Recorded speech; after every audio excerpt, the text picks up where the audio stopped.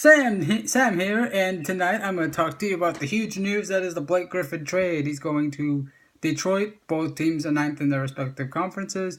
Tobias Harris, Avery Bradley, and draft picks, and the guy I cannot really pronounce his name, but he's really a player to be named Bogdanovich. Again, I do apologize for the mispronunciation of his name if I am. Was going to the Clippers. This is a Clippers full rebuild. They let go of Chris Paul. They let go of Blake Griffin. DeAndre Jordan's probably regretting agreeing to stay with the Clippers a couple of years ago. Remember the whole Dallas fiasco where he signed with the Dallas Mavericks and then he ends up back with the Clippers because Chris Paul and Blake Griffin basically barricaded him into his house and begged him to return to LA. Well, now it's looking really, really bad. DeAndre Jordan is a potential trade target ahead of the February NBA trade deadline. This means absolutely nothing for both teams. The Clippers weren't contending, and neither were the Pistons. And this doesn't make the Pistons any better in the East. I mean, it gives them a little bit more star power, it gives them a little bit more offensive firepower. But are they really going to beat the Cleveland Cavaliers? Are they going to beat the Boston Celtics? Probably not in the 7-game series. They might beat a team like Washington 4 times, and they might be a Milwaukee or Toronto, a team that's more likely to choke, and just really fall apart in the playoffs. But they're not going to. But the Pistons are not going to contend for a championship, and this doesn't put them over the top. Like I said, both teams are ninth in their respective conferences. They're both kind of rebuilding. I know the Pistons have been really trying to be relevant since the Chauncey Billups deal, and I think that's the deal.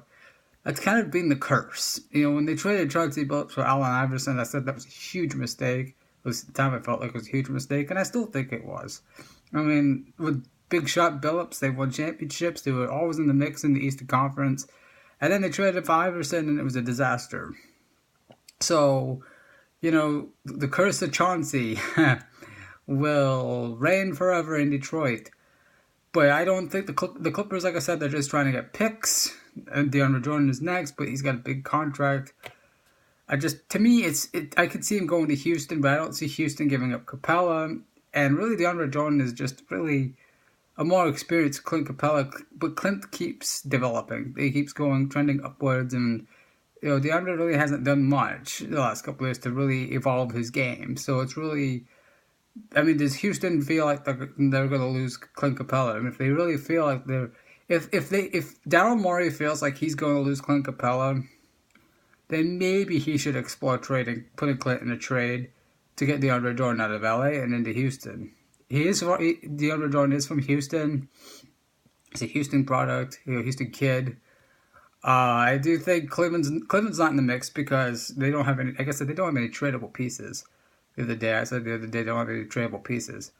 So really, what does this mean for the Clippers? It means that they're just getting more players. They're trying to be just competitive. They don't have a shot against the Warriors. They don't have a shot against the Rockets. They don't have a shot against the Spurs, and they don't have a chance on earth against the Oklahoma City Thunder. So really, why not try and stack up your roster with some pretty solid role players, get some high draft picks, and maybe in a year or two, maybe you've got a star or two out there, and maybe you're finally able to rebuild the Clippers into a relevant franchise, into a consistent winner. I know they've got Jerry West as their front office advisor, and it's really helping them. They're really building it's a solid team. It's a solid roster. Like I said, they're going to be competitive, but they're not going to win anything, and neither are the Detroit Pistons. It's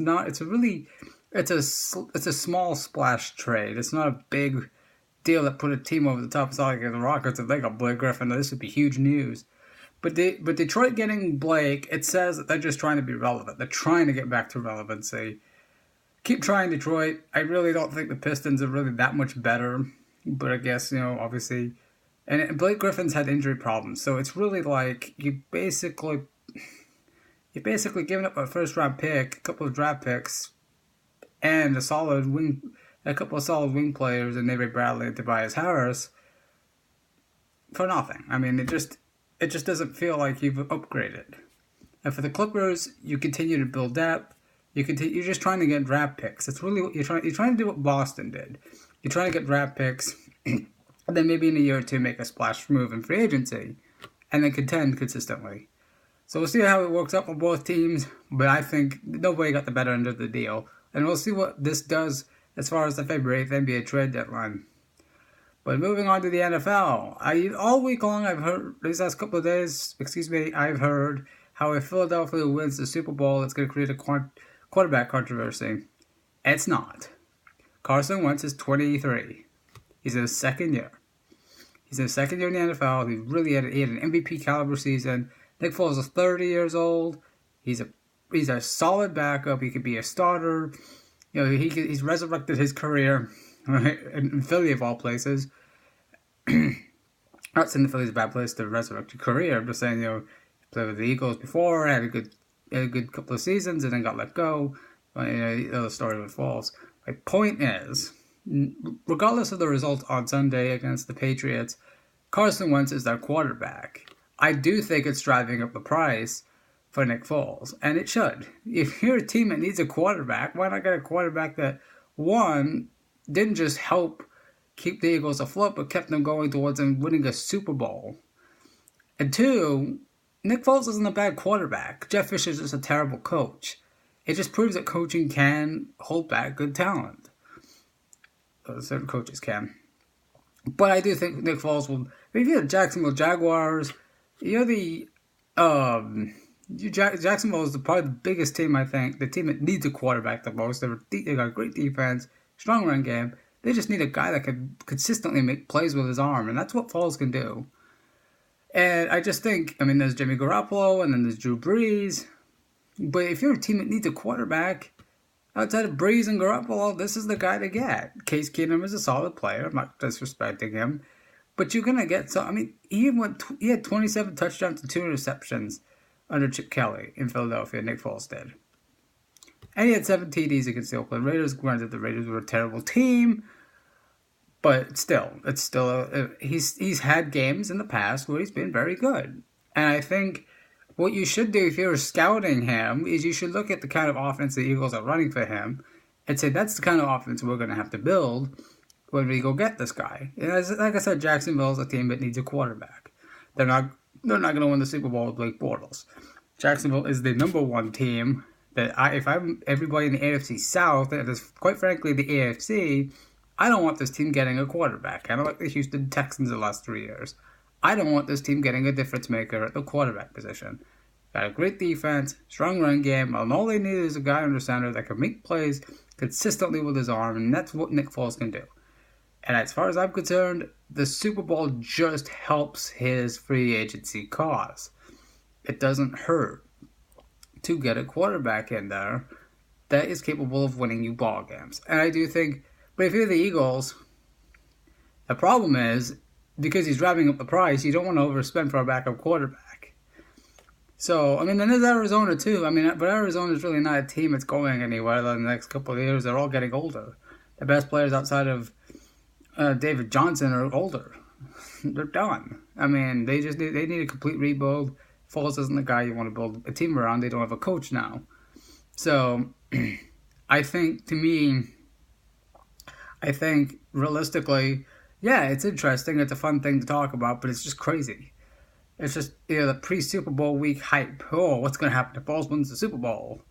There's no quarterback controversy. Carson Wentz is the quarterback of the Eagles. And he's an MVP candidate, and he's going to be an elite quarterback for many years to come. And he's only in his second year, so chill. But I will say this. If you're looking for a reliable guy, the Eagles are looking for a reliable guy. They've got one. So, but, we'll see what happens on Sunday. I still pick the Patriots. I think it's going to be a good game. People talking about, people are talking about, Josh McDaniels going to the Colts.